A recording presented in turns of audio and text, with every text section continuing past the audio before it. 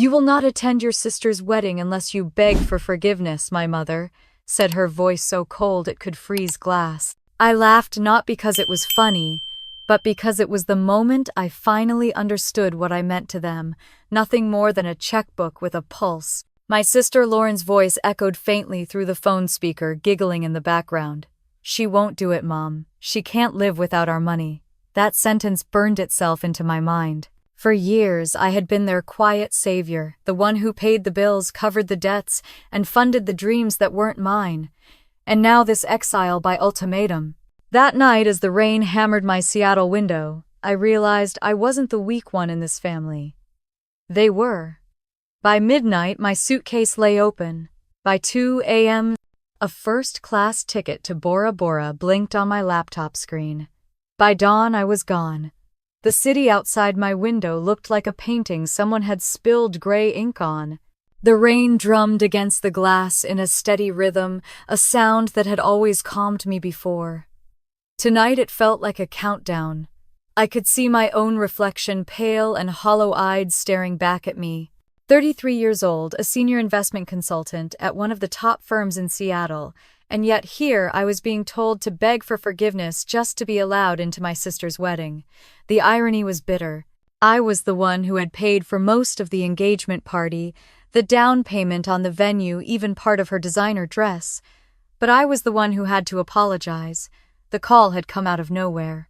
I had just finished a client report when my phone rang. "Mom," I answered, expecting the usual small talk. But her tone was clipped, rehearsed. "Lauren's very upset," she said. "You humiliated her at dinner last night." I blinked, confused. "I made a joke. A cruel one," she snapped. "If you want to attend the wedding, you'll apologize. Otherwise, don't bother showing up."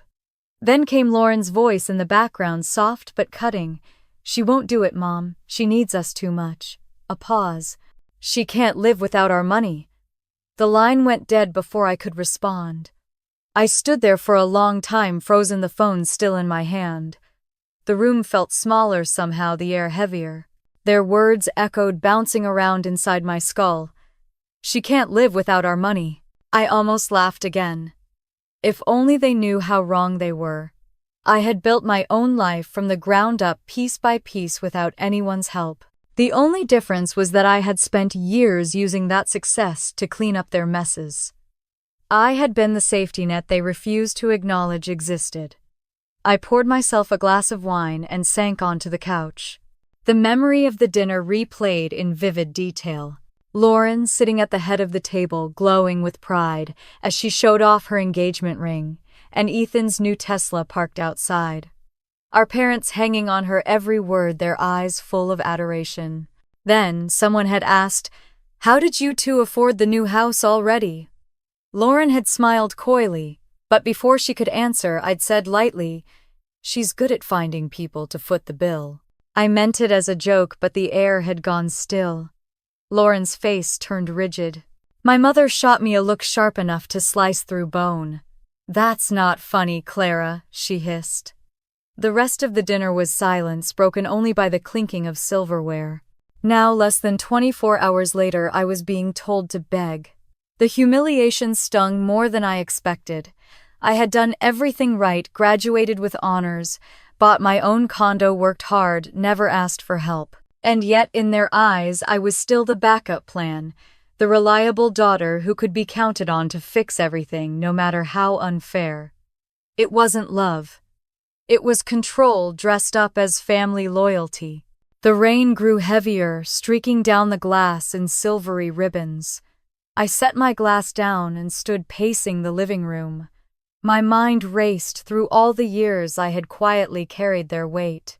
The time I paid off Dad's hospital bill, $8,000 they promised to return but never did. The 5 years I covered the family's utility payments because times were tight. The endless bailouts for Lauren's credit card, debt, her spontaneous vacations, her impulsive purchases that she always justified as networking expenses. Every dollar had been a silent apology for something I didn't do wrong. I walked to the bookshelf and ran my fingers along the spines of the financial reports stacked there. Each one represented a client, a life I had helped stabilize. I was good at fixing other people's chaos. I had just never learned to stop fixing my family's. My phone buzzed again, breaking the silence. A new message flashed on the screen from Mom. "Don't make this harder than it needs to be. Lauren deserves her special day. You owe her that much." I read it 3 times before the words finally sank in. You owe her. It was like being slapped. I opened my laptop. The blue light washed over the room, casting everything in cold tones. My reflection in the screen looked calm, almost detached. I typed Bora flights into the search bar. The first option that appeared was a non-stop flight leaving in 6 hours. First class. Expensive. I didn't care. For the first time in my life, money felt like a weapon I could use for myself. I clicked book now. As the confirmation email hit my inbox, I felt a strange calm settle over me. The anger was still there, but underneath it was something else, a clarity I hadn't felt in years. I went to my bedroom and pulled out my suitcase. I didn't pack much. A few dresses, a swimsuit, my laptop, and a folder of financial records I kept locked away. It wasn't just proof of my independence, it was proof of everything they had taken for granted. Receipts, transfers, account numbers, payment confirmations, my invisible history. At 2 a.m, I stood by the window again, watching the city sleep. The rain had slowed to a mist. Below, cars hissed along wet streets, headlights smearing across the pavement like fading memories. I thought about what my mother had said about forgiveness. I wasn't sure if I could ever forgive them, but I knew one thing for certain: I was done begging. I wasn't their savior anymore. I wasn't their scapegoat. I was done financing their illusion of perfection. I zipped up my suitcase, the sound slicing through the quiet. My phone buzzed again, another message, this time from Lauren. "Don't be dramatic. Just say sorry. It's not that deep." I turned the screen face down on the counter. It was that deep. It was 33 years deep. The clock on the wall read 2:07 a.m. I grabbed my coat and keys. The air outside was cold, sharp, almost cleansing. The city smelled like wet pavement and freedom. I took one last look at my apartment before locking the door behind me. The hallway lights flickered as I walked toward the elevator. My heart pounded, but it wasn't fear anymore. It was adrenaline, anticipation, a new beginning. At the curb, I hailed a cab. The driver glanced at my luggage. "Heading to the airport?" he asked. "Yeah," I said, sliding into the back seat. First flight out. As the cab pulled away, the skyline of Seattle faded behind me, gray towers swallowed by mist. I felt the tension leave my shoulders, replaced by a strange electric thrill. I didn't know what waited for me in Bora Bora, but I knew what I was leaving behind. As the highway opened up before us, I leaned my head against the cool glass and closed my eyes. For the first time in my life, I wasn't chasing approval or forgiveness. I was chasing freedom, and I had just bought my one-way ticket. The plane hummed softly beneath me as the lights of Seattle vanished into a blur below. Through the oval window, the sky was turning from steel gray to a deep midnight blue, streaked with faint gold where the sun had just set. I leaned my head back against the seat and closed my eyes. For the first time in my life, I wasn't rushing to fix someone else's problem. I wasn't the safety net, the accountant, the reliable one. I was a woman flying toward freedom, not knowing what waited on the other side. The hum of the engines was almost hypnotic. Around me, passengers whispered quietly or slept the glow of their screens, flickering across calm faces. My mind, however, refused to rest. It spun backward through years I'd spent, trying to be the perfect daughter, the dependable sister. Every memory was a thread of the same tapestry, silent sacrifice and a hunger to be seen. I could almost hear my mother's voice. "You're the practical one, Clara. We can always count on you." I had worn those words like a badge of honor until they turned into shackles. I remembered being 25, still paying off student loans while my sister Lauren was traveling across Europe on money she didn't earn. My parents called her the dreamer while I was the stable one. They laughed about it at dinner, proud of how different we were. I laughed too, pretending it didn't sting. Every family needs a provider, my mother would say, sipping wine as if she were complimenting me. What she really meant was, every family needs someone to clean up the mess. The first bailout came early. My father called one night, his voice shaky. "Sweetheart, your mom and I got behind on the mortgage. Just for a month or two. We'll pay you right back." I was 26, newly promoted, barely saving enough for myself, but I transferred $5,000 anyway. He thanked me over and over. I believed him when he said he'd pay it back. He never did. I didn't ask again. That's how it began, not with demand, but with gratitude. Gratitude that turned into expectation.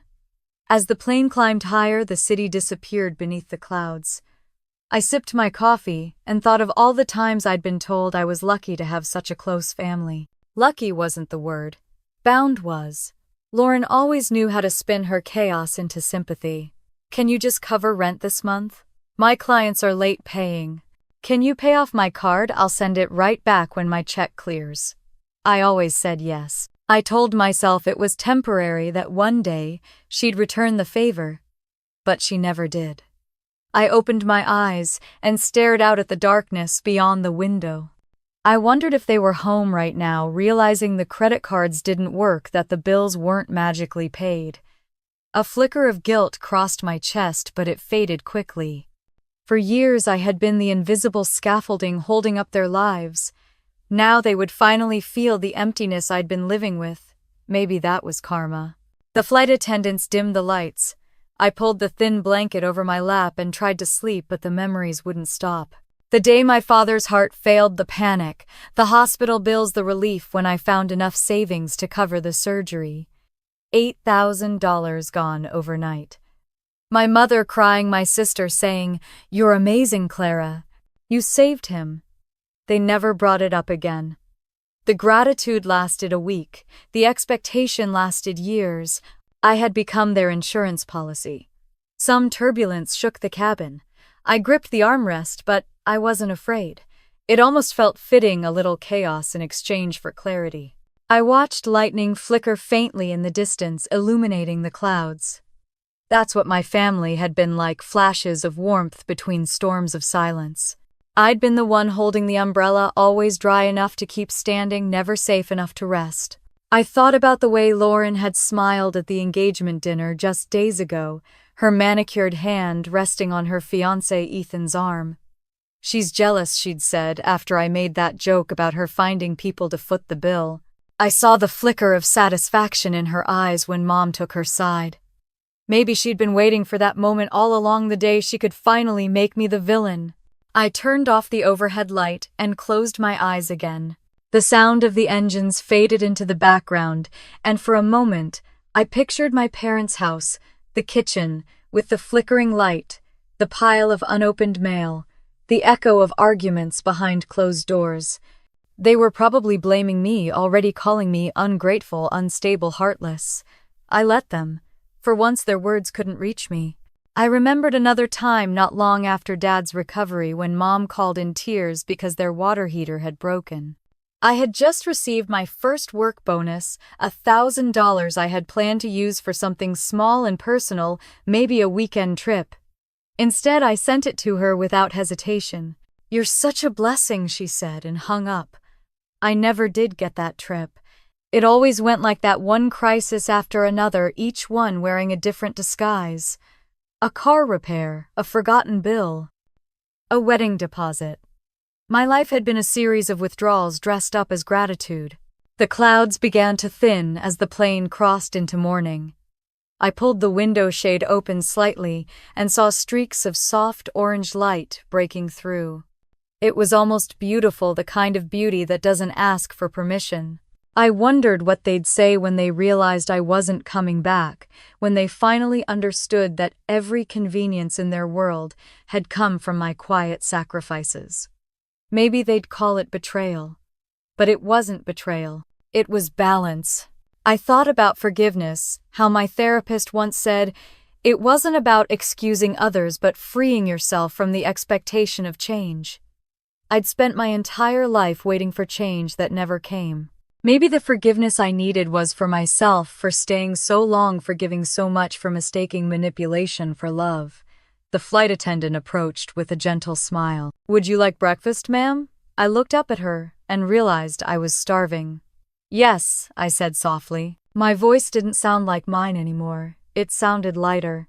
She handed me a tray eggs fruit toast. I ate slowly, savoring each bite.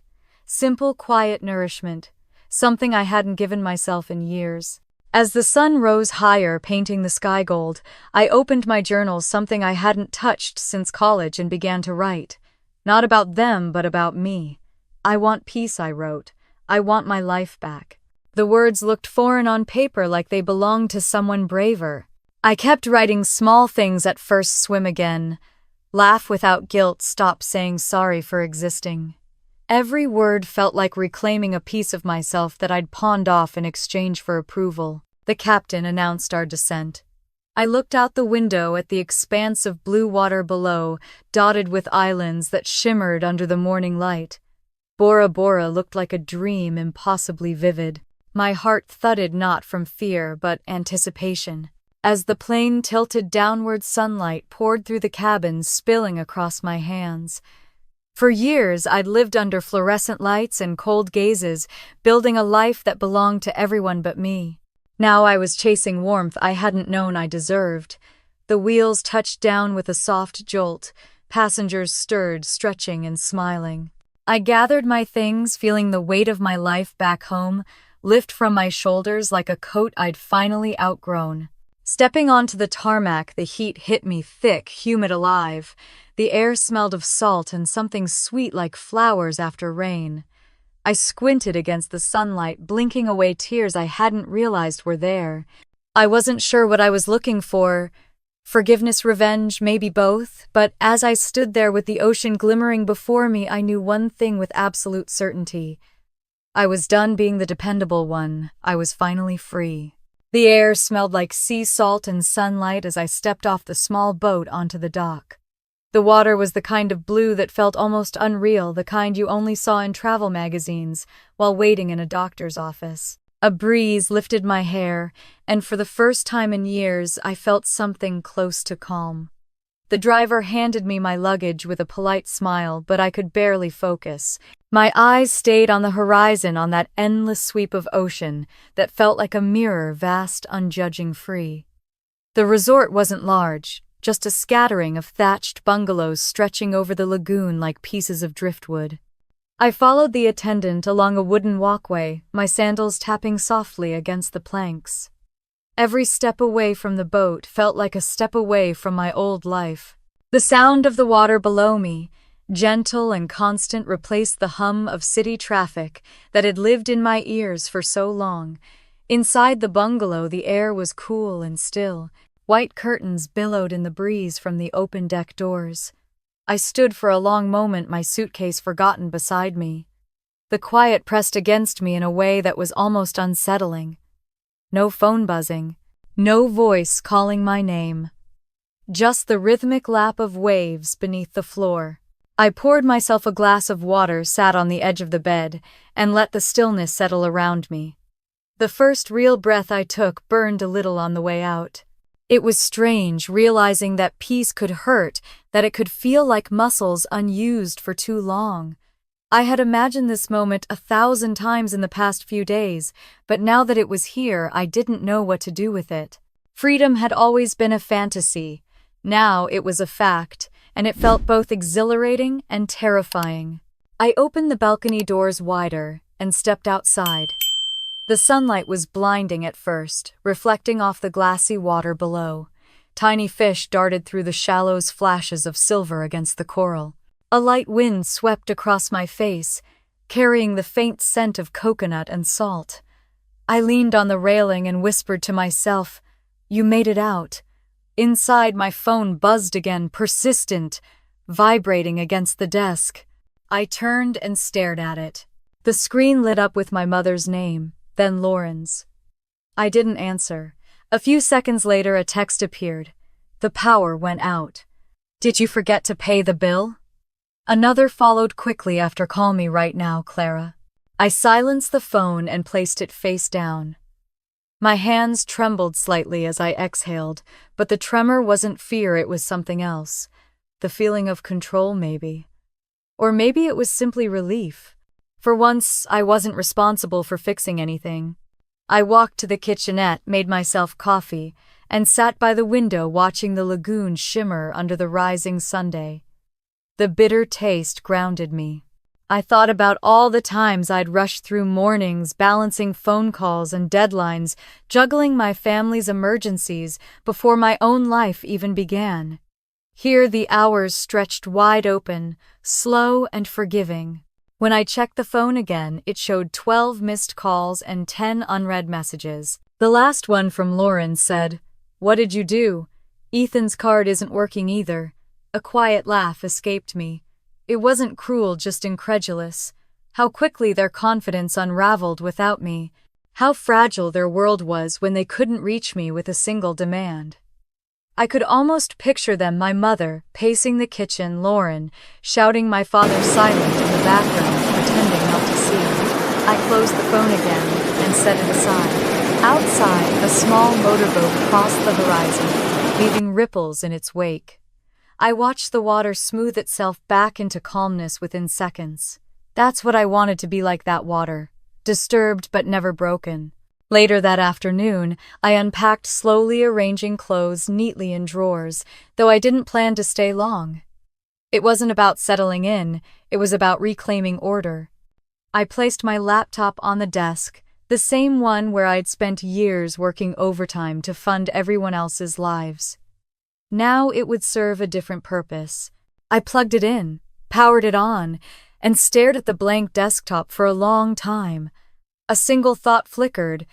If they wanted to know what life looked like without me, I'd show them. The decision came not from rage, but from clarity. My whole life I'd believed revenge had to be loud, that justice had to be dramatic. But this quiet, methodical control felt stronger than shouting ever could. I opened my banking app. My name appeared across multiple accounts, each tied to a different family bill, each one a tether I'd let them attach to me. My cursor hovered for a second before I clicked Manage Access. The confirmation windows popped up one by one. Freeze account, yes. Disable autopay, yes. Remove joint authorization, yes. Each click was a small liberation.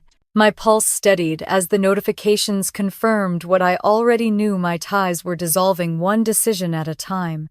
After that, I opened the utility company's websites, water, electricity, gas, all still linked to my name, my cards, my quiet generosity. I canceled each automatic payment, saving the confirmations like a ritual.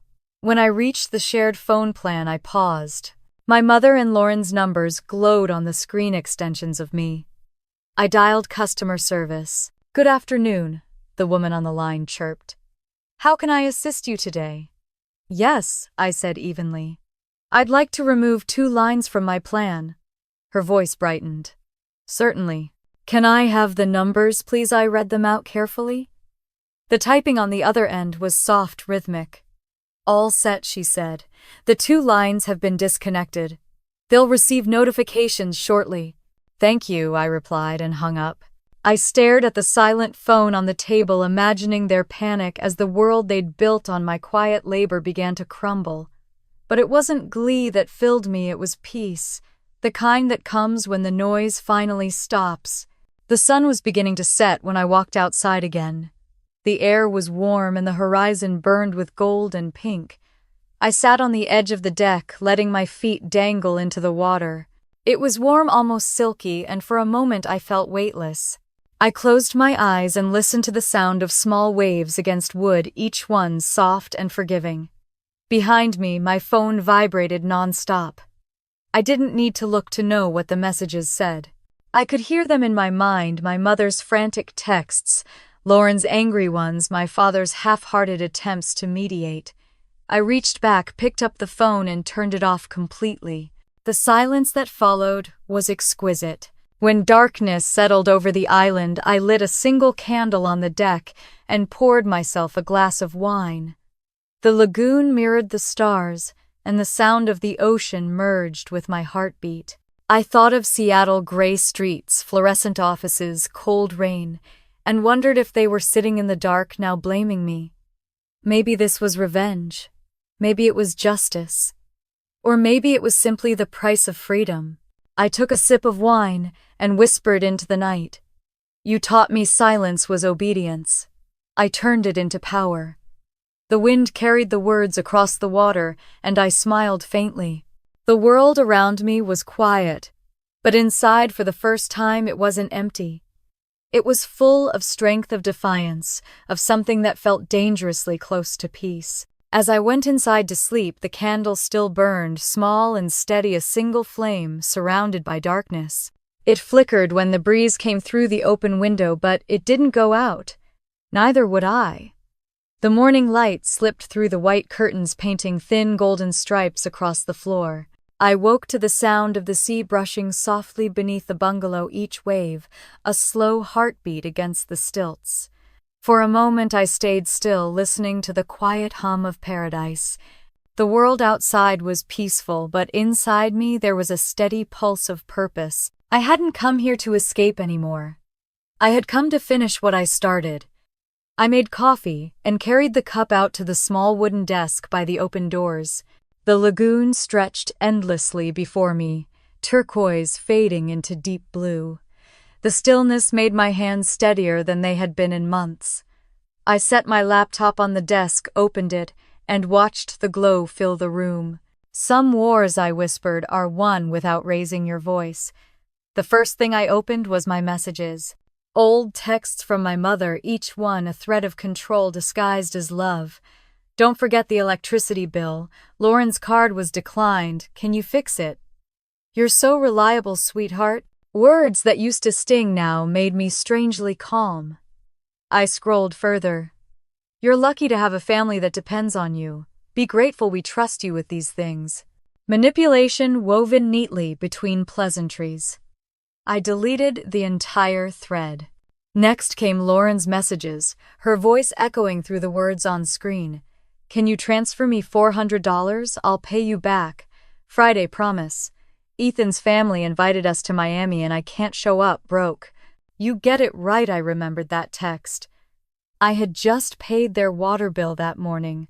I'd laughed at her audacity then, but it wasn't funny anymore. I selected them all and hit archive. It felt like cleaning out a wound. I opened my online banking account. My pulse slowed. The list of linked accounts scrolled down like a roll call of my servitude. My parents' mortgage, their utilities, their credit cards, all still connected to me. Each one a quiet leash I had allowed them to tie around me. Click. Freeze account. Confirm. Click. Disable automatic transfers. Confirm. Click. Remove shared authorization. Confirm. Each confirmation window made a small sound, a soft chime, the kind you might hear in a temple. It was mechanical, but I felt something spiritual in it. Years of guilt unspooling line by line, replaced by a silence that hummed with freedom. Then I turned to the utilities. Gas, electricity, water, internet. I canceled each automatic payment, screenshotting the confirmations. My name vanished from the accounts one by one. For the first time, the bills were truly theirs. I imagined my mother's confusion when she realized the payments hadn't gone through, her disbelief turning to anger, then fear. I didn't smile, I just breathed. The last one was the phone plan. It was something I'd paid for since Lauren was in college, a habit that had followed us into adulthood. I dialed the number for customer service. The hold music was soft jazz, cheerful and oblivious. When a woman answered, her voice was friendly and bright. Good morning, this is Jessica. How can I help you today? I'd like to remove 2 lines from my plan, I said. Certainly, may I have the numbers I gave them? She typed quickly, efficient and polite. All set, she said. The 2 lines have been disconnected. They'll receive a message shortly. Thank you. When I hung up, I stared at the phone. Somewhere in Seattle, 2 devices would soon go silent, the signal cut off. For years, they had used my voice, my name, my resources to stay connected. Now the line between us had literally been severed. Outside, the ocean shimmered. I took my coffee to the balcony and sat down, letting the sunlight warm my skin. The guilt tried to return, whispering the old lie. They're your family. You can't just cut them off. But the breeze carried it away. I had spent a lifetime being their safety net. They had mistaken my kindness for dependence. Now they would see who really needed whom. The phone began to buzz again. Even without sound, the vibration against the wood was constant, relentless. I flipped it over. Messages stacked across the lock screen. Why are our cards frozen? The bank says you changed something. Clara, call us right now. The power's out. Are you behind this? I watched the notifications multiply unread. The rhythm of the buzzing matched the sound of the waves, like nature itself was mocking their panic. I didn't open a single one.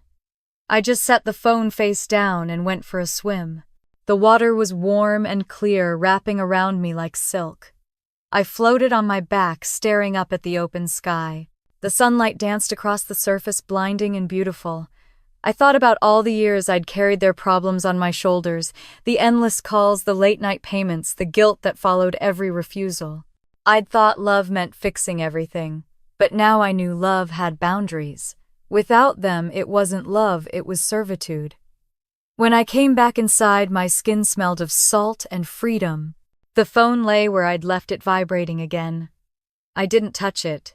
Instead, I sat at the desk and opened a new folder on my laptop. I began to organize everything, every receipt, every transfer, every document, proving where the money had gone. It wasn't about revenge anymore. It was about clarity, about building something that could stand against their lies. The folder filled quickly. Dad's surgery, $8,000. Lauren's rent, $1,200. Credit card payments, $5,600. House utilities, $12,000. The numbers blurred together, forming the story of my silence. I titled the folder, The Weston Ledger, and backed it up to the cloud. Outside, the sun was setting, turning the lagoon into molten gold. I closed the laptop and leaned back in the chair. The quiet around me was profound. My revenge wasn't loud or cruel. It was balanced. For every year I had been their invisible provider, they would now feel the weight of their own choices. I poured another glass of wine and walked to the edge of the deck. The sky was streaked with pink and violet. My reflection wavered on the water's surface, unfamiliar and calm. The air smelled of salt and wet wood. I took a slow breath and whispered, "They built their world on my silence. Let silence be their undoing." Inside the phone pulsed again, a desperate, lifeless rhythm. I imagined the scene unfolding back home, my mother's panic as the house went dark, my sister's rage as her card was declined at some boutique, my father's quiet confusion as he realized he had no idea how any of it worked without me. The sound didn't bother me. It was the noise of a life I'd finally left behind. When the first drops of rain began to fall, I didn't move inside. I stood there, letting the water run down my skin.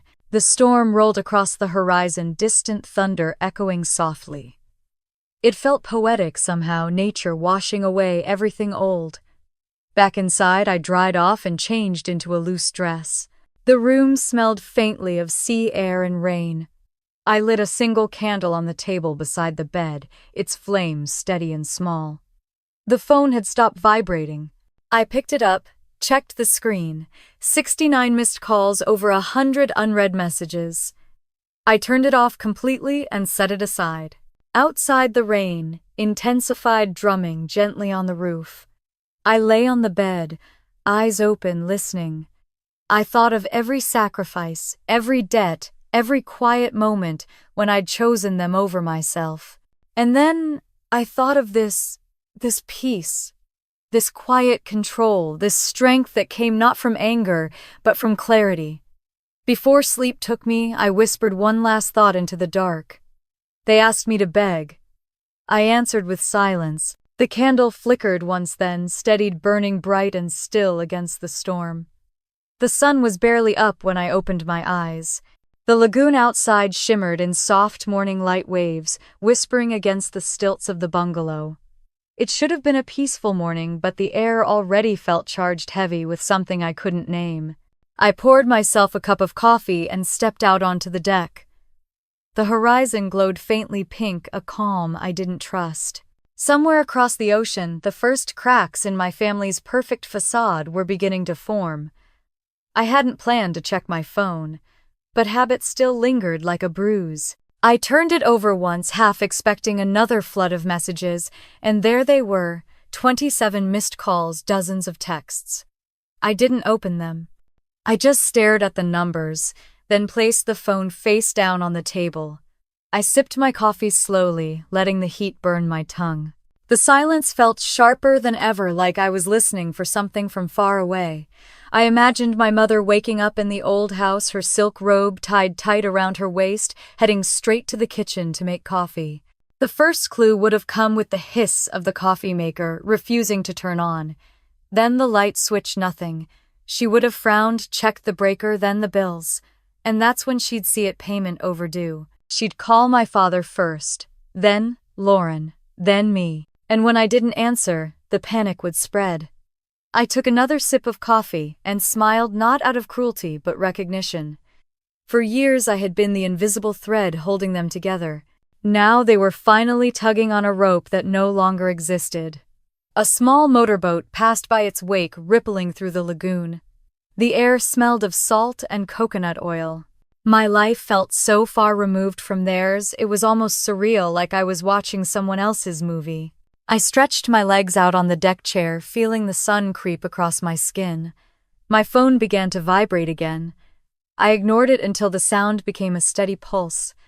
Finally, curiosity won. I picked it up and glanced at the screen. The messages were short and frantic. "The power's out. Clara, why would you do this? Your father's credit card got declined at the pharmacy. The florist just called. Lauren's wedding deposit bounced. What the hell did you do?" I set the phone down gently, the vibration still echoing in my hand. My heart didn't race this time. It simply beat steady and sure. In Seattle, the morning was unraveling fast. I could picture it perfectly, the kitchen in disarray. My mother's voice sharp as a knife, my father fumbling for answers, Lauren pacing and cursing into her dead phone.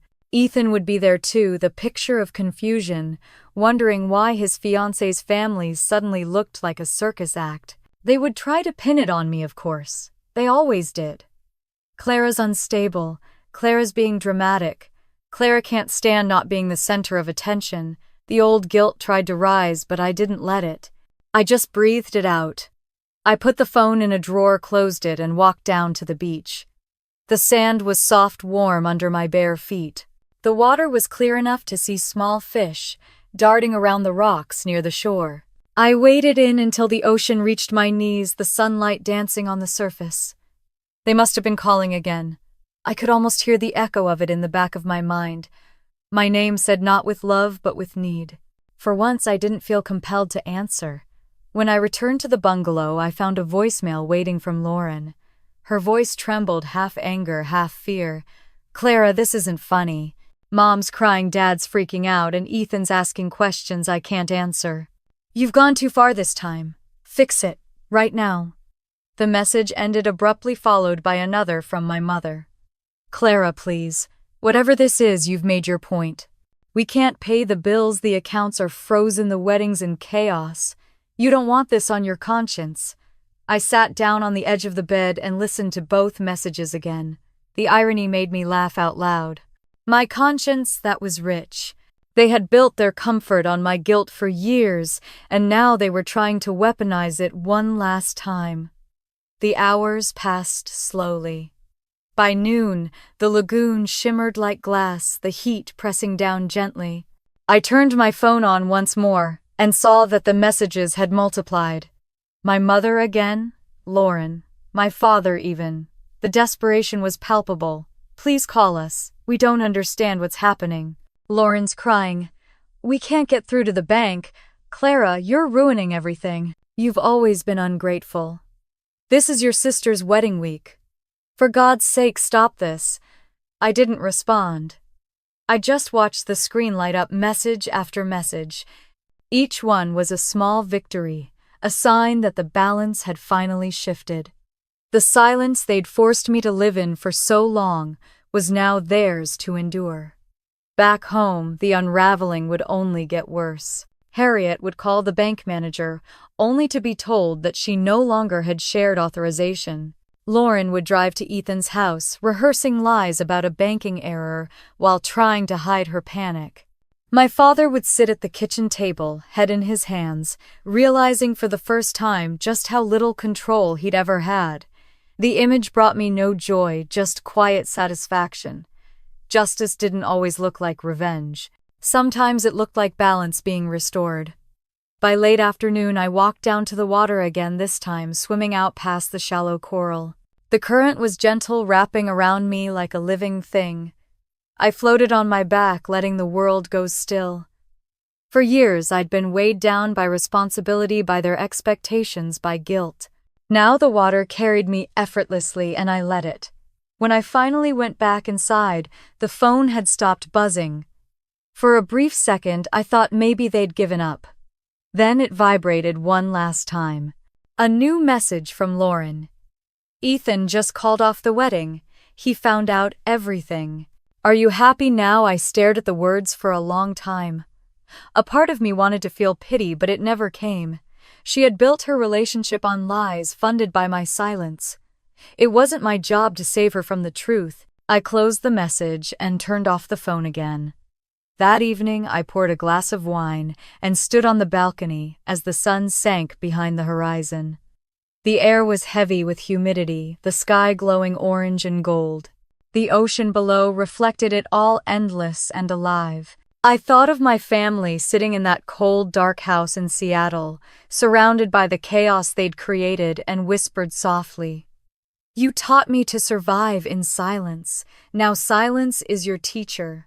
The first stars appeared overhead, bright and steady. I watched them until the sky turned fully dark. The wind shifted, carrying the scent of rain from somewhere far away. I took another sip of wine, feeling something settle inside me, a deep, unmoving peace. For the first time in years, the world wasn't heavy. It was just quiet. And that quiet, I realized, was mine. The rain arrived before dawn, soft and rhythmic, tapping against the roof of the bungalow like a heartbeat. I woke to the smell of wet air and salt. The world outside was blurred by a mist that hung low over the lagoon, turning everything into shades of silver and blue. It felt like the island was holding its breath. So was I. I made coffee and sat by the open doors, letting the damp breeze brush my face. My mind was calm but focused, the kind of stillness that comes after a storm has already passed. I had spent days undoing the web that tied me to them, cutting every thread one by one. But now came the question I hadn't dared to face: what came next? The phone lay on the table beside me, silent for once. I turned it on, half expecting another barrage of messages, but the screen stayed still. For a moment, I felt uneasy. Then I saw the signal bars flicker finally. A flood of notifications burst across the screen. Emails, voicemails, missed calls. The panic had reached its peak. I opened one out of morbid curiosity. It was from my mother. "Your father's blood pressure spiked last night. This isn't funny anymore, Clara. You're tearing this family apart." The next was from Lauren. "Ethan won't return my calls. He's been asking questions. I told him you're just bitter and jealous. He doesn't believe me anymore. I hope you're proud." I set the phone down and stared at the horizon, the faint outline of clouds glowing where the sun was trying to break through. For years they had made me believe I was the problem, the scapegoat. But now, with their world unraveling, I finally saw it clearly. They had built their peace on my silence, their happiness on my exhaustion. The rain slowed to a drizzle. I got up, grabbed my laptop, and sat at the desk overlooking the water. The cursor blinked in front of me, steady and patient. I opened the folder I'd created the night before, the Weston ledger. Page after page of receipts, transfers, wire confirmations, and emails stared back at me. This wasn't about proving I was right anymore. It was about documenting what had been stolen, not just money, but years of my life. I wanted the truth written down somewhere, permanent somewhere, it couldn't be twisted. I began to organize everything by year. 2017 the mortgage payment, 2018 the surgery, 2019 the wedding fund, 2020 Lauren's failed business loan. Every file carried a piece of me, my late nights, my sacrifices, my excuses. I labeled each folder carefully as if naming ghosts. Outside, thunder rolled across the distance. I could see the rain moving like a curtain over the sea, gray and soft. I worked for hours, my fingers flying across the keyboard. When I finished, I sat back and looked at the document list. 57 items, each one an act of loyalty that had been repaid with manipulation. Then I opened a blank page. At the top, I typed Summary of Financial Contributions, Clara Weston. Beneath it, I began listing everything. By the time I reached the bottom, the total made me stop breathing. $46,200. I stared at the number until the edges of my vision blurred. All those years, all those moments, when I thought I was helping, when I thought I was loved for it. That number wasn't just money, it was proof of who I had been. Proof that love for them had always come with a receipt. My throat tightened. I got up, walked outside, and let the rain wash over me. The air was thick and heavy, the sky dark but not angry. I tilted my face upward, feeling the drops slide down my skin. There was no sadness left, only something raw and quiet, a strange hollow gratitude. I had finally counted the cost of my loyalty. When the rain eased, I went back inside, toweling my hair dry. My reflection in the mirror caught me off guard. I looked older, not in a tired way but grounded. The kind of face that had learned how to stop apologizing. I lit a candle on the desk and sat down again. The flame flickered softly, reflecting in the glass of my laptop. I thought about everything Helen Brooks, my old mentor, had once told me. Revenge is never the goal, Clara. The goal is peace. Sometimes they look the same on the way there. I opened my email and began typing to her. Subject update. Helen, I finally did it. I walked away. They called it betrayal. Maybe it is, but for once it's mine. I'm safe. I'm working on documenting everything, mostly for myself. I don't know what comes next, but I think I'm ready to find out. I hesitated for a moment, then pressed send. The candle flickered again, and the wind outside shifted, rattling the bamboo shades. I stood and walked to the balcony. The sea was turning gold beneath the late afternoon light. For a moment, I thought I saw movement far away, a storm passing into the distance, leaving the sky open behind it. The phone buzzed again. A new message from an unknown number. Clara, this is Ethan. I don't know what's true anymore. But I saw some of the transfers. Lauren never told me about any of it. Please call me. You deserve better than this. I froze, rereading the message. Ethan, the man my sister was supposed to marry, the one she'd built her fairy tale around. He'd found out. The truth was working its way through their perfect little circle faster than I expected. For a long time I didn't move. I thought about what to do, whether to respond. Then I realized I didn't owe anyone an explanation. Not him, not them. The truth didn't need my permission to exist. I turned off the phone again and set it beside the candle. Outside, the wind had calmed. The sky was streaked with orange and violet colors I hadn't noticed in years. I poured myself a glass of wine and watched the horizon. My mind wandered to the last conversation I'd had with my mother before everything fell apart. She had said, "You'll always need us, Clara. Family is forever." It had sounded like comfort then. Now it sounded like a threat. Family wasn't forever. Family was a choice, and I was finally choosing myself. The night fell slowly. The air turned cool and soft, carrying the scent of rain and jasmine from somewhere unseen. I sat outside long after the candle had burned down, listening to the waves break softly against the wood. They had asked for an apology. They had demanded submission. Instead, I'd given them silence, and in that silence I had built something stronger than forgiveness. I leaned back in the chair, eyes half closed, the stars reflected in the black water below. For the first time, I understood what freedom really felt like. It wasn't loud or wild. It was still patient and absolute. Tomorrow I would start the next step, but tonight I would simply exist. I whispered into the darkness, "You wanted me small. You wanted me scared. Now you'll have to learn to live without me." The sea answered in its own language, a steady, endless rhythm that sounded like peace. The sound of waves filled the room as I opened my eyes. Morning light spilled across the floor, soft and golden, painting the wooden walls of the bungalow. I had slept for nearly 10 hours, dreamless and deep, but instead of peace, I woke with a strange hollowness inside me. The revenge was complete, the accounts frozen, the silence established, but the satisfaction I thought I'd feel was fleeting. The air felt too still, too perfect, as if the island itself were asking now what I made coffee and stepped outside. The sea stretched out like glass, the horizon barely visible under a faint haze. I could smell rain in the distance, a reminder that even paradise had storms. The quiet here had begun to feel heavy, almost unnatural. For years I had been surrounded by noise, my mother's commands, Lauren's constant needs, the hum of city life. Now there was only me and the sound of the tide. I turned on my laptop out of habit, not because I needed to work, but because it gave me structure. My inbox blinked with new messages. One caught my eye from Helen Brooks.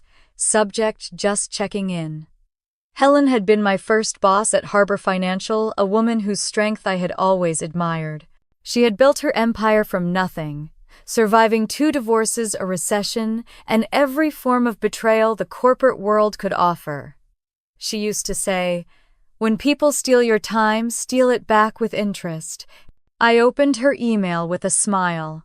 "Clara, you've been quiet. That worries me. Whatever you're doing, I hope it's for yourself this time, not for anyone else.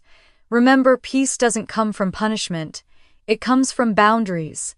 Helen and I stared at the words until they blurred. Peace, boundaries. They sounded simple when she said them. For me, they had always been foreign concepts, like a language I was still learning to speak. I found myself typing before I could stop. "Helen, you're right.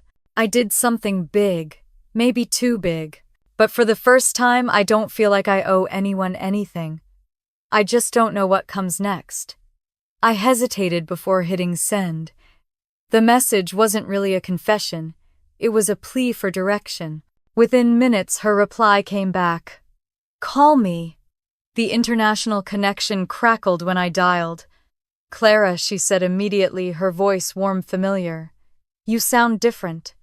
"I feel different," I admitted. "Good. That means something's working." There was a pause, the sound of papers shifting on her end. "Tell me," she said gently, "what happened?" I took a deep breath. I told her everything. The ultimatum, the years of financial servitude, the decision to cut them off, the silence that followed, the chaos that ensued. She didn't interrupt, didn't judge, just listened. When I finally stopped, my throat dry, she exhaled softly. "You know what you did," she said.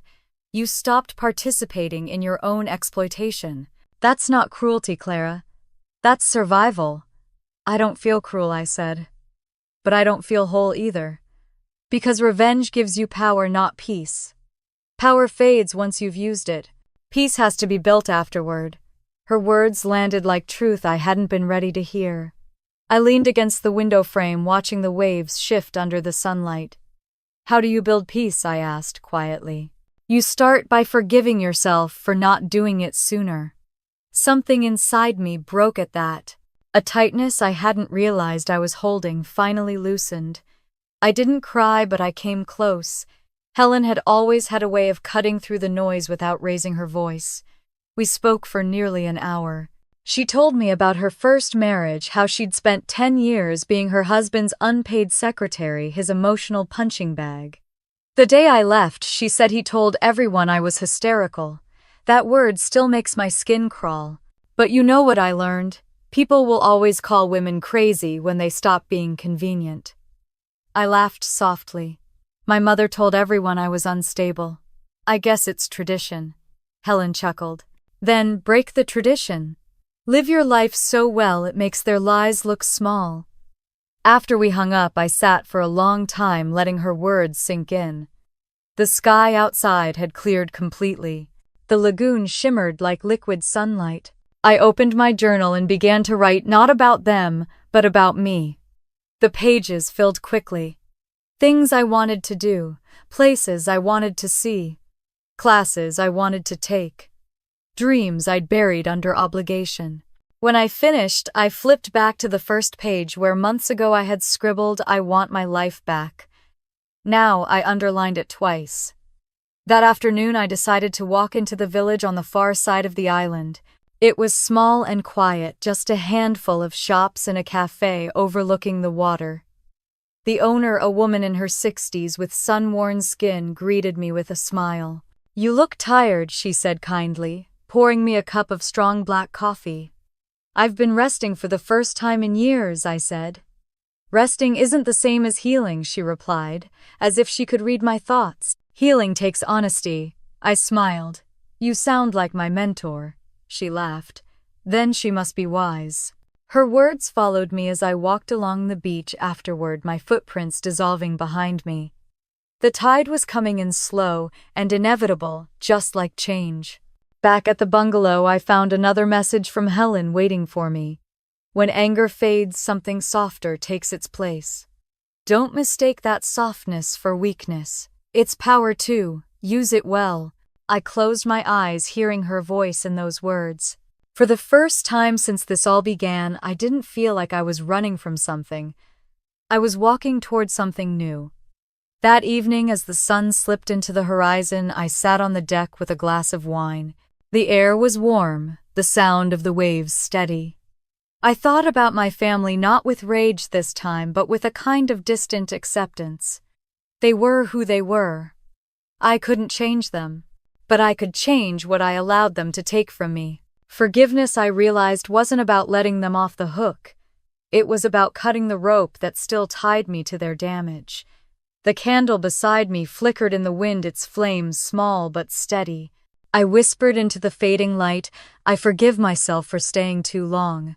The breeze carried the words away, but they didn't vanish. They settled somewhere inside me instead, quiet and true. Later that night, as the stars came out, I wrote one last note to myself in the journal. I thought revenge would free me, but peace is what I was really chasing. The sea outside murmured in approval, and for the first time in years I believed I might actually find it. The day began like every other, soft light pouring through the curtains, the ocean stretching out in calm perfection, but something felt off. When I reached for my phone, there was a weight in my chest I couldn't explain. The screen flickered to life, and before I even unlocked it, I saw the flood of notifications, mentions, tags, shared posts. I froze. My name was trending. I scrolled without breathing. Photos of me, some from work, some pulled from old social media, filled my feed, each one accompanied by vague, pitying captions. "Please keep Clara in your thoughts. She's going through a difficult time." Family is about compassion even when someone loses their way. My stomach turned. It was my mother's handwriting in those posts, the same tone she used when she wanted to sound noble. I clicked another one. Lauren, smiling in her engagement photo, had written, "We all make mistakes, but family forgives. Pray for my sister who's been struggling. We're doing our best to help her through this difficult period." I didn't need to read further. The story was clear. They had found a new weapon: public sympathy. I set the phone down and stared out at the water. The sky was cloudless, cruelly beautiful. I felt a tremor of disbelief, then anger so sharp it stole my breath. They weren't just punishing me for walking away. They were rewriting who I was. The more I scrolled, the worse it became. Strangers commented with heart emojis and prayers. Old acquaintances from Seattle reached out privately. "Heard you're going through something. If you ever need to talk." Even a few coworkers messaged, their words dripping with condescension. I could almost hear the whispers spreading. "She snapped. She ran away. Something's wrong with her. It was a perfect lie, gentle enough to sound kind, poisonous enough to stick. I threw the phone onto the bed and pressed my palms against my face. My pulse thundered in my ears. I had spent my entire life protecting that family, building them a facade of stability, and now they were using it as ammunition against me. After a few minutes, I stood and went to the desk. My laptop waited, screen blank, cursor blinking. I opened my emails, half expecting chaos there too, and I wasn't disappointed. Dozens of messages, reporters, curious colleagues, even old friends asking if I was okay. The worst was one from a man named Mark Davidson, an acquaintance from work. His email was short. "Your mother contacted HR. She said you're on a leave for mental health reasons. Should I be worried?" I stared at the words until they blurred. My mother had gone to my workplace. She wasn't just smearing me online, she was trying to destroy my credibility, my livelihood, everything I'd built outside of her control. The air in the bungalow felt too thin. I walked out to the deck, gripping the railing until my knuckles turned white. The ocean shimmered below, oblivious to human cruelty. I wanted to scream, but the sound died in my throat. Then the phone rang again. A number I didn't recognize. Against my better judgment, I answered. "Clara," a woman's voice said softly. "It's Anna Clark. We met once." Ethan's cousin. I blinked, disoriented. "Anna, yes, of course. What's going on?" "I shouldn't be calling," she whispered, "but I thought you should know. Everyone's talking about you. Your mother told people you had some kind of breakdown, that you emptied their accounts and vanished. Lauren's saying you're unstable and jealous. She hesitated, her voice trembling. "I don't believe them. I've seen the way your family treats you. I just thought you deserved to know." My chest tightened. "Thank you," I said quietly. "Thank you for telling me." When the call ended, I stood there for a long time, the sound of the waves blurring into white noise. My family wasn't just panicking anymore. They were on the offensive. For a moment, I felt the old fear creeping back in the one that used to paralyze me. But then something shifted. The fear didn't stay. It burned away, replaced by clarity. I turned, walked back inside, and opened the Weston ledger. I scrolled through the receipts, the transfers, the evidence I'd gathered. I had spent my whole life documenting their demands, without realizing I was also building my defense. If they wanted to drag me through the mud, I'd show them what truth looked like on paper. For hours I worked in silence. The rain started again, steady and cleansing, drumming softly on the roof. I organized the files by category: medical, utilities, loans, luxury purchases. Every transaction had a date, a screenshot, a receipt. I created a clean, structured summary, a story written in numbers. Then I wrote an introduction. This document contains a complete financial record of every expense I've covered for my parents Harriet and Charles Weston, and my sister Lauren Weston from 2015 through 2024. Each transaction was voluntary, recorded, and traceable. I am not unstable. I am not vindictive. I am simply done being their wallet. When I read the words back, they didn't sound angry. They sounded honest. As I finished, I remembered Helen's voice from our last call. "Facts don't scream, Clara. They stand." That became my mantra as I worked late into the night, formatting the ledger into something that couldn't be denied. When it was done, I printed 2 hard copies using the resort's small business center and slipped them into a bright blue folder. I wrote on the cover in neat block letters, "The Weston Ledger." The act felt sacred, like signing my name to my own freedom. I poured a glass of wine and sat on the deck again, watching the sea under a moon, half hidden by clouds. Somewhere in Seattle, my mother was probably spinning another story. Lauren was crying for attention. My father was pretending not to notice. But none of them could undo what I had built now. Still, I wasn't naive. I knew them. They wouldn't stop until they found a way to twist this back onto me. They'd go after my reputation, my job, maybe even the law. But for the first time in my life, I wasn't afraid of what came next. The truth was my weapon now, and it was sharper than their lies. The phone buzzed once more. This time it was a text from Helen. "You okay? I saw something online." I replied simply, "They've started their smear campaign. I'm finishing mine with facts." Her response came a few seconds later. "Then do it quietly. Power is loudest when it doesn't need to shout." I smiled faintly. She was right. I didn't need to expose them yet. Timing was everything. I closed my laptop, the folder resting beside it like a sleeping beast. Outside, the wind shifted and I smelled rain again. I thought about the next step, how this story would end, and I knew it had to happen on their stage. The wedding. The one I was banned from. The one that was supposed to prove their perfection to the world. I whispered into the night, "You wanted me invisible. You'll see me soon enough." The ocean roared softly in response, as if promising to bear witness. When I finally went to bed, the folder lay on the nightstand, the blue cover gleaming faintly in the dim light. I fell asleep to the sound of rain and waves, dreaming not of revenge but of justice, the kind that doesn't scream but stands unshakable when the storm hits. The plane cut through heavy gray clouds as Seattle came into view, the skyline glistening beneath a thin drizzle.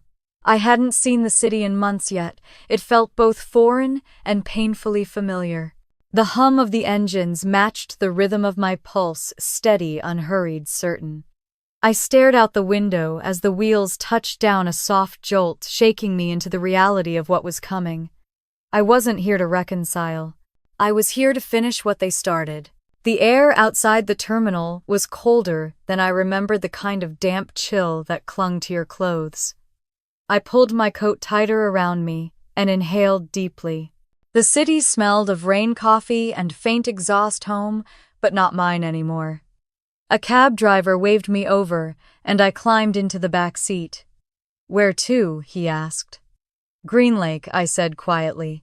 He nodded, merging into traffic. The streets blurred past the same old coffee shops, the familiar bus stops, the intersections I used to wait at with grocery bags and exhaustion.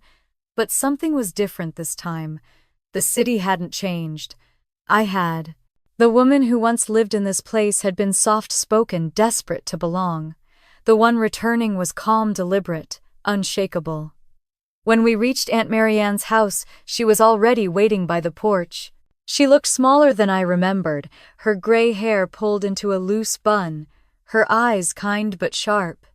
I stepped out of the cab, and before I could say a word, she wrapped her arms around me. "You did the right thing," she murmured against my shoulder. "I've been waiting for you." Her voice was steady like an anchor. We went inside the house, smelling faintly of chamomile and old books. The warmth hit me immediately. "You must be freezing," she said, taking my coat. "Sit down, I'll make you tea."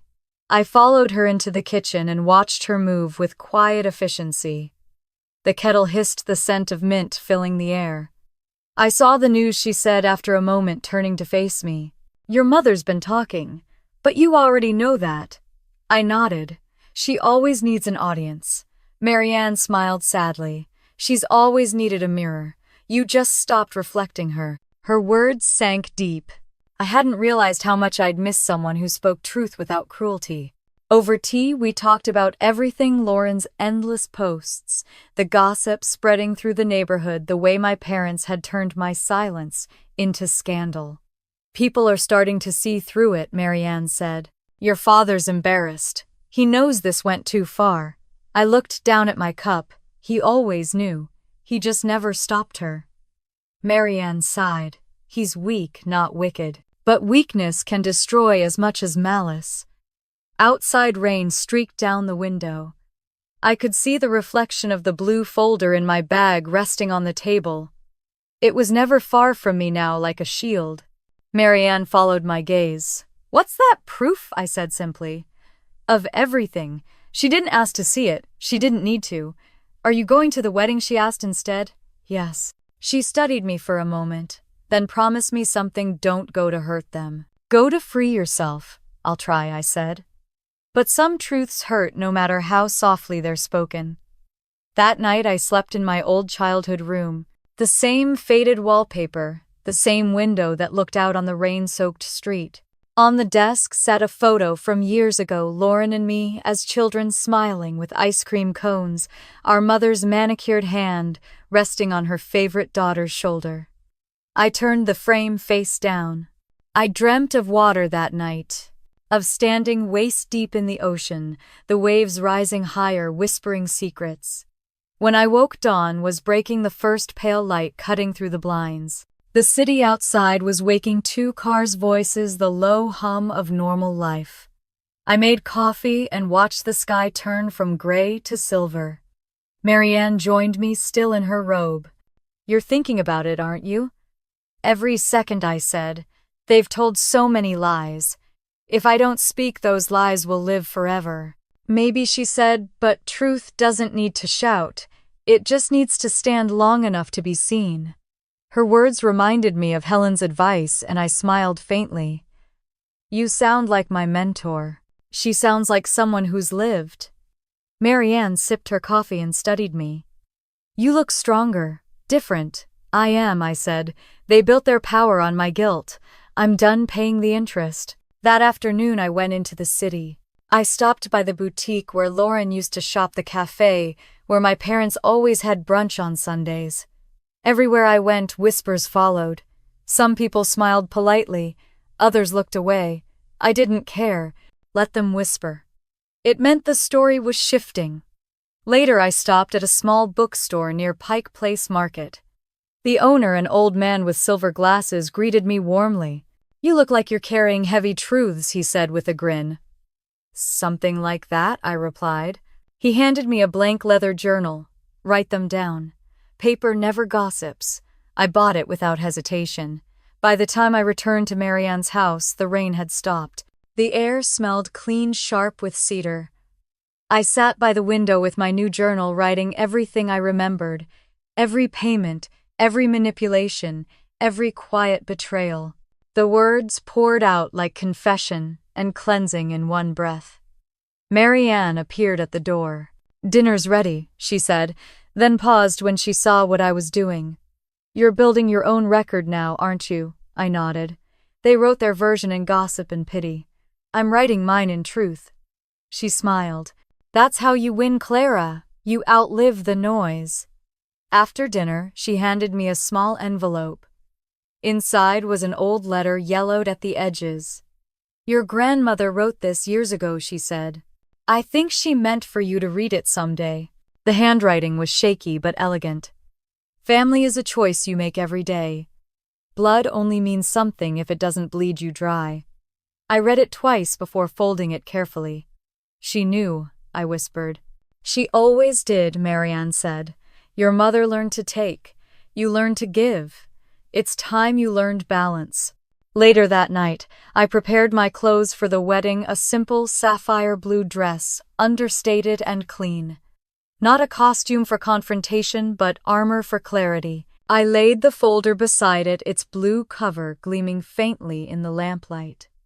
Before bed, I called Helen. She answered on the first ring. "I'm back," I said.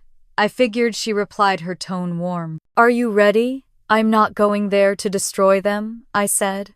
"Just to stop pretending they're still family." "Then, you've already won," she said softly. The next morning, I left Marianne's house just as the sun broke through the clouds. The streets shimmered with light rain still clinging to the trees. My cab waited at the curb, engine humming. I hugged my aunt tightly. "Remember," she said, "don't let them pull you into their storm. Stand still and let them drown in their own tide." I nodded, slipped into the car, and looked back once as her figure faded in the rearview mirror. The city grew smaller behind me as we drove downtown. The wedding was just hours away. Every mile brought me closer to the confrontation I had avoided for most of my life. My hands rested on the folder in my lap, the edges sharp against my fingers. They said, "I couldn't live without their love," I whispered to myself, watching the skyline draw nearer. But they're about to find out what happens when I stop paying for it. The rain began again, gentle and relentless, as if the sky itself was ready for the truth to finally fall. The morning of the wedding arrived with a pale silver light spreading across the city. The rain had stopped some time before dawn, leaving behind a sheen on every surface like the world had been polished clean for what was coming. I stood in front of the mirror in Aunt Mary Ann's guest room, fastening the last clasp on my sapphire blue dress. My hands were steady. The woman staring back at me didn't look like someone coming to beg for forgiveness. She looked like someone who had nothing left to lose. Outside, the cab idled quietly in the driveway. I picked up the blue folder from the bed, its weight familiar and comforting, and slipped it into my bag. When I stepped outside, the cold air hit me like a baptism. Every nerve in my body hummed with purpose. I had spent my whole life walking into rooms on their terms. Today I would walk in on mine. The drive downtown was quiet. Seattle's skyline rose ahead of me, glass towers reflecting the gray morning sky. The Fairmont Hotel came into view, a monument to elegance and pretense, all marble floors and gold-trimmed chandeliers. I'd been there once before years ago for a company event. I remembered how my mother's voice had echoed through the lobby, then telling me not to embarrass her. This time she would be the one exposed. The lobby buzzed with guests dressed in satin and pearls. Laughter, clinking glasses, the faint notes of a string quartet floated through the air. I caught glimpses of faces I hadn't seen in years, family friends, distant cousins, the kind of people who fed on gossip like sugar. Heads turned as I stepped inside. Conversations slowed. Some whispered my name, their eyes flicking to the folder in my hand. My mother saw me first. She froze mid-sentence, her expression tightening, then rearranging itself into something almost gracious. "Clara," she said, her voice low but trembling. "What are you doing here?" I smiled faintly. "You told me to beg for forgiveness if I wanted to attend. So here I am," her eyes flashed. "Don't start. Not today." "Relax," I said softly. "I'm not here to ruin your perfect day. I'm here to finish my part in it." She stepped closer, lowering her voice. "You are not welcome here. You've caused enough shame already." I leaned in, my voice calm. "Then consider this my farewell gift." Before she could respond, I turned and walked toward the ballroom. The doors were open, revealing a space dripping in luxury. White lilies, gold tablecloths, candlelight flickering under crystal chandeliers. At the far end of the room stood Lauren in her wedding gown, radiant and fragile under all that lace. She was laughing nervously with Ethan, who looked uneasy. The music quieted as I entered. Every head turned. The sound of heels on marble echoed louder than the quartet had played all morning. I felt hundreds of eyes on me, their shock thick enough to taste. Lauren's face went white when she saw me. "Clara," she breathed, her voice cracking. I stopped halfway down the aisle. The silence was electric. I could hear the soft clinking of glasses, a cough somewhere in the back, the faint rustle of fabric as people leaned in to whisper. "I came to deliver something," I said, clearly my voice carrying through the room.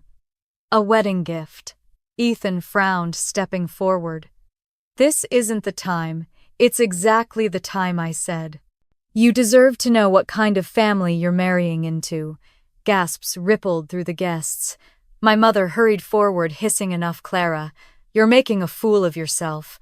I reached into my bag and pulled out the blue folder. The sound of the clasp opening cut through the murmurs like a blade.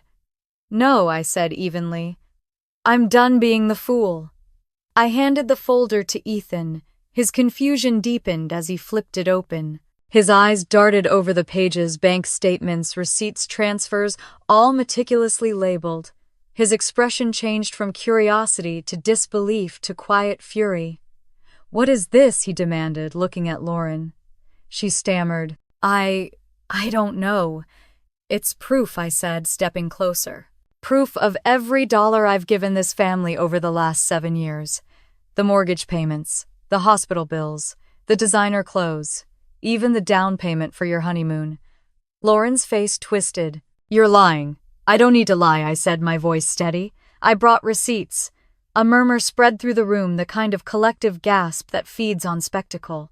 Guests leaned closer. Ethan flipped another page, his jaw tightening. "You paid for all of this," he said quietly. I nodded. "All of it."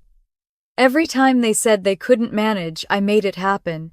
And when I stopped, they said I was unstable. They told everyone I ran away because I couldn't handle stress. The truth is, I just stopped being their bank. Lauren's composure cracked. You're trying to humiliate me. I shook my head. No, Lauren, I'm trying to free myself. Her voice rose. You ruined everything. You ruined it yourself when you built your future on someone else's sacrifices. The room fell silent again. My mother stood at the edge of the crowd, her face, pale lips pressed into a trembling line. My father had appeared by her side, eyes wide with shock. He looked at me, then at the folder in Ethan's hands. Is this true? He asked softly. My mother snapped, Don't you dare take her side. Enough. Harriet, he said, his voice breaking through hers for the first time in years. He turned back to me. I didn't know it was this bad. No, I said quietly. You didn't want to know. Ethan dropped the folder on the nearest table. Pages scattered across the floor like fallen leaves. Lauren tried to grab his arm, but he pulled away, shaking his head. I can't do this, he said, his voice raw. I can't marry into a lie. He walked out. The door slammed behind him, the echo ringing through the ballroom like a final verdict. Lauren crumpled to the floor, sobbing into the folds of her gown. My mother turned to me, eyes blazing with hatred. You've destroyed this family. I met her gaze evenly. No, Mom, I just stopped pretending it wasn't already broken. The guests began to whisper again, louder this time, shocked, fascinated, hungry for gossip. I didn't wait for the rest. I turned and walked toward the exit, the sound of my heels sharp against the marble. Behind me, the music started again, a desperate attempt by someone to fill the silence. Outside, the air was cool and sharp, washing over me like mercy. The clouds had broken open, revealing a slice of blue sky. I stood on the steps of the hotel, breathing deeply, the noise of the city rising faintly in the distance. My phone buzzed in my bag. A message from Helen. How did it go? I typed back. The truth finally stood up for itself. A cab pulled up to the curb. As I climbed inside, I caught my reflection in the window, calm, clear-eyed, untouchable. For the first time, I realized I didn't feel angry anymore, just free. As we drove away, the hotel shrank in the distance, its golden windows gleaming in the sunlight. I didn't look back. Some stories don't end with applause or tears. Some end quietly with peace earned, not granted. I rested my hand on the folder in my lap, though I no longer needed it.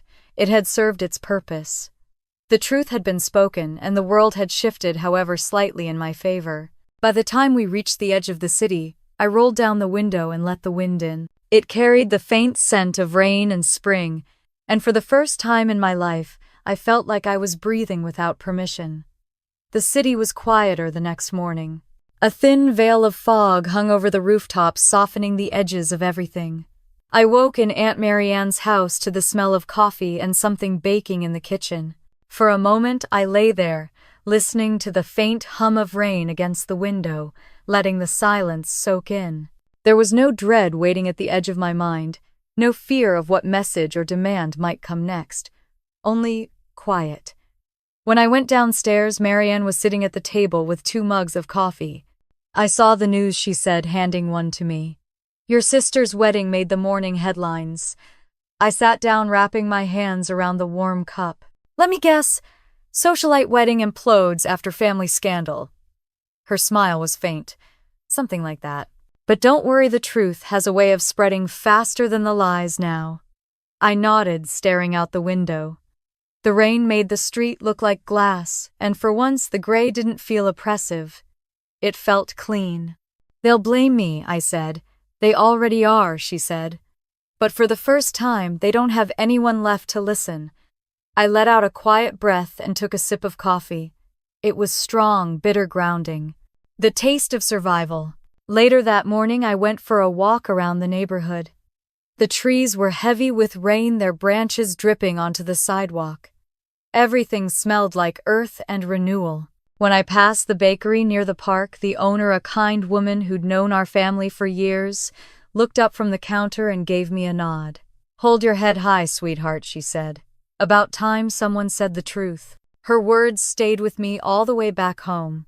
When I returned, there was a single envelope waiting on the porch. My name written in my father's careful, slanted handwriting. I stood there for a long time, rain dripping from my hair, before finally taking it inside. At the table, I opened it slowly. Inside was a folded sheet of paper. The handwriting was shaky but familiar. Clara, I don't expect you to forgive me, but I need you to know I'm sorry. I should have stopped your mother years ago. I should have seen how much we were asking of you. I was a coward hiding behind excuses. I don't blame you for what happened. I only hope you find peace in the life you're building without us. You deserved better. I'm proud of you, even if I was too weak to say it when it mattered. Dad. I read it twice before setting it down. My throat tightened, but the tears didn't come. Instead, there was a quiet sense of release, like the door to a locked room had finally opened. He wasn't asking for redemption. He was acknowledging the truth. That was enough. When Marianne came in and saw me holding the letter, she didn't ask. She just placed a gentle hand on my shoulder. He always loved you, she said softly. I know, I whispered. He just didn't know how to show it. That afternoon, I sat by the window with my laptop. An email notification appeared from Helen. Clara, I heard what happened. Word travels quickly in this city. Don't let anyone convince you that you've lost something. You've gained your freedom, and that's worth more than any reputation they tried to take. I'm proud of you. When you're ready, I want to talk about your future. I think there's a place for you at my firm if you want it. Helen, I smiled, the kind that came from somewhere deep. I hadn't realized how much I wanted a chance to start over. I typed back quickly, Helen, thank you. I'm ready. By evening, the sky began to clear. The rain stopped, leaving behind a soft pink glow along the horizon. Marianne cooked dinner, roasted chicken, vegetables, warm bread. We ate together by candlelight, not because of ceremony, but because it felt right. The small moments had begun to matter again. After dinner, we sat on the porch with tea. The air was cool and damp, carrying the scent of cedar. The quiet between us wasn't heavy. It was full, like something sacred. You know, Marianne, said, stirring her tea slowly, your grandmother used to say peace is the loudest kind of revenge. Because it doesn't demand anything, it just exists, untouchable. I smiled. She was right. Marianne looked at me over the rim of her cup. You're free now. But don't mistake freedom for emptiness. You have to fill it with something new. I'm trying, I said. Helen offered me a position. Maybe that's where I'll start. Her face brightened. Good. It's time you worked for yourself, not against yourself. Later that night, after she went to bed, I sat in the quiet house, the letter from my father still on the table. I picked it up again, running my fingers over the paper. His words no longer hurt, they healed. They closed a chapter I had kept open for too long. I wrote him back, even though I didn't know if I'd ever send it. Dad, I forgive you. Not because it fixes anything, but because I can't carry it anymore. I hope you find peace too. I'm finally learning what that word means. When I finished, I slipped the letter into the same envelope and left it on the windowsill. The moonlight caught its edges, soft and silver. The next morning I woke early, made coffee, and sat by the window watching the sun rise over the rooftops. The city below was quiet, the air fresh after the storm. My phone buzzed with a message from Helen. Come in next week. Let's start planning. I smiled and set the phone aside. For the first time in years, my future didn't feel like a continuation of someone else's story. It felt like my own beginning. A week later, I moved into a small apartment overlooking the water. It wasn't much, but it was mine.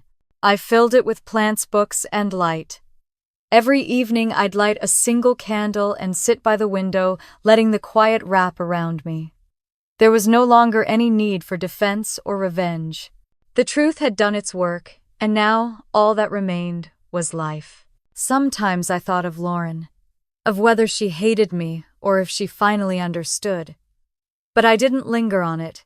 Some bridges weren't meant to be rebuilt, and that was okay. One night, while walking home from work, I passed a cafe window and caught my reflection in the glass. I barely recognized myself standing tall, shoulders relaxed, eyes bright. I realized I was no longer waiting for anyone to see me.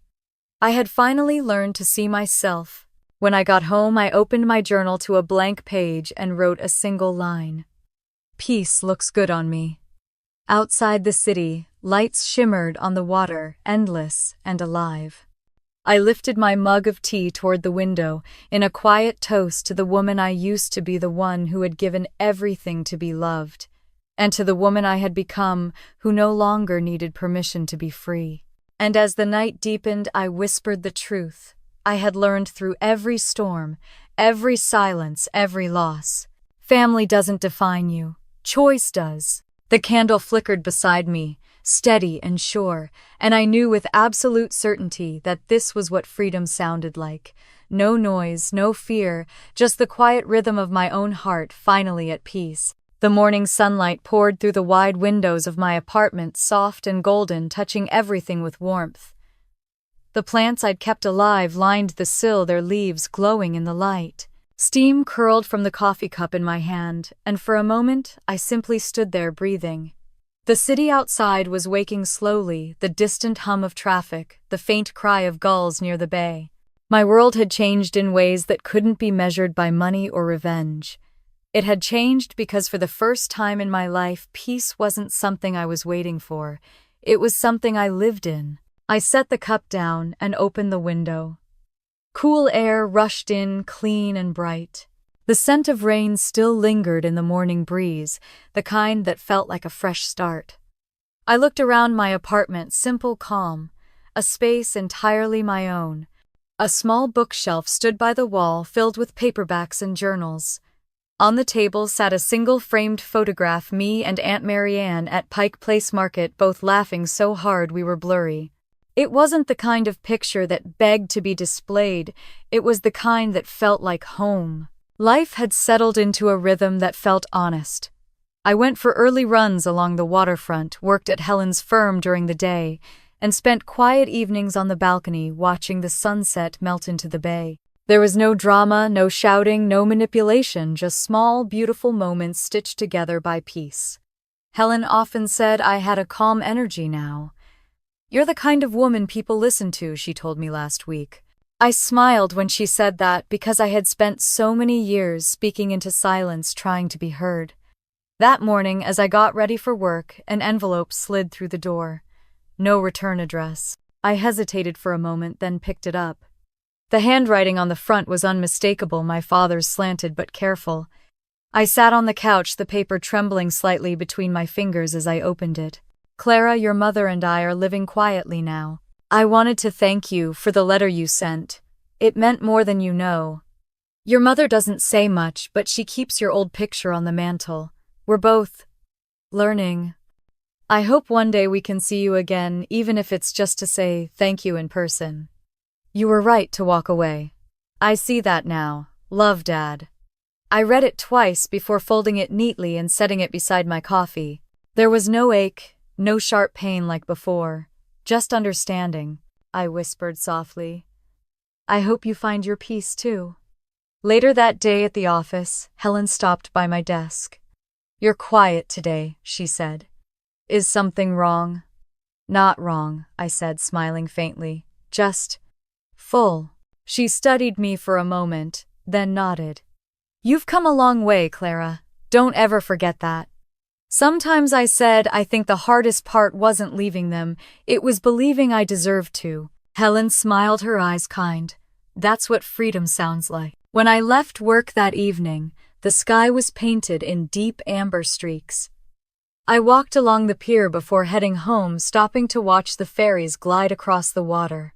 Their lights shimmered over the waves, breaking into tiny golden ripples. The air smelled of salt and cedar. I felt small in the best way possible, like I belonged to something bigger than all the noise I'd escaped. At home, I lit a candle on my desk and opened my journal. The same one I'd started the day I returned from Bora. I turned to the last blank page and began to write. I used to measure love by what I gave away: money, time, forgiveness.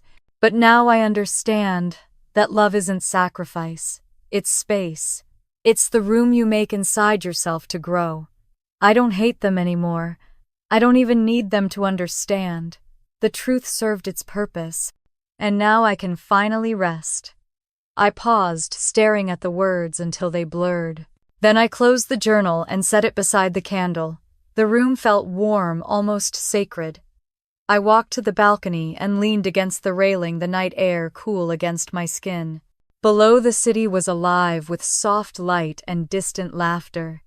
Aunt Marianne called just as I was watching the last colors fade from the sky.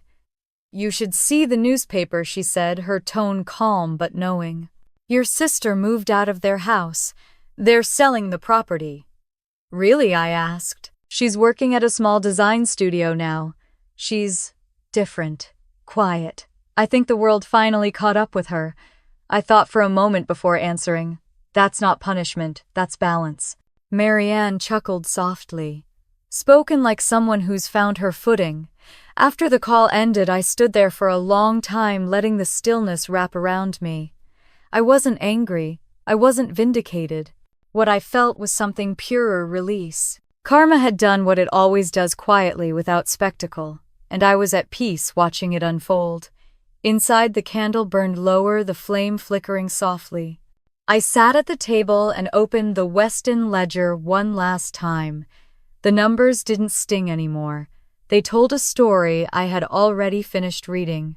I smiled, closed the folder, and placed it into a box labeled Lessons Learned. Then I wrote a small note on top of it. "Don't reopen unless you forget who you are." That night, I cooked myself dinner, nothing fancy, just pasta and roasted vegetables, and poured a glass of wine.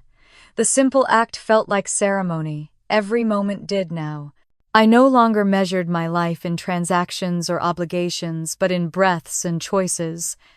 I'd learned that revenge was never about destruction, it was about reclamation. I stepped outside again, barefoot, feeling the cool concrete under my feet. The city stretched below me, full of strangers' stories and second chances. I closed my eyes and whispered, "Peace was never theirs to give. It was mine to find." And in that stillness, I felt something shift, the final thread of the old life snapping loose. Maybe you've felt it too. Maybe you've been the quiet one, the giver, the forgotten. Maybe you've stayed too long where you were only valued for what you could provide. If you have, I hope my story reminds you that it's never too late to leave the noise behind. To choose yourself. To stand up even if your voice shakes. Tell me where you're watching from tonight. Tell me what peace looks like for you. And if you believe that the truth, no matter how quiet, deserves to be heard, stay here. There are more stories waiting for you, stories where justice finds its way home and where silence finally learns how to speak.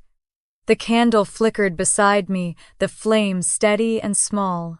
Outside, the wind carried the sound of laughter from somewhere down the street. I smiled, feeling it settle in my chest. The weight, the lightness, the truth of everything. And as the screen faded to black, I whispered one last time. This isn't a story about revenge, it's a story about freedom.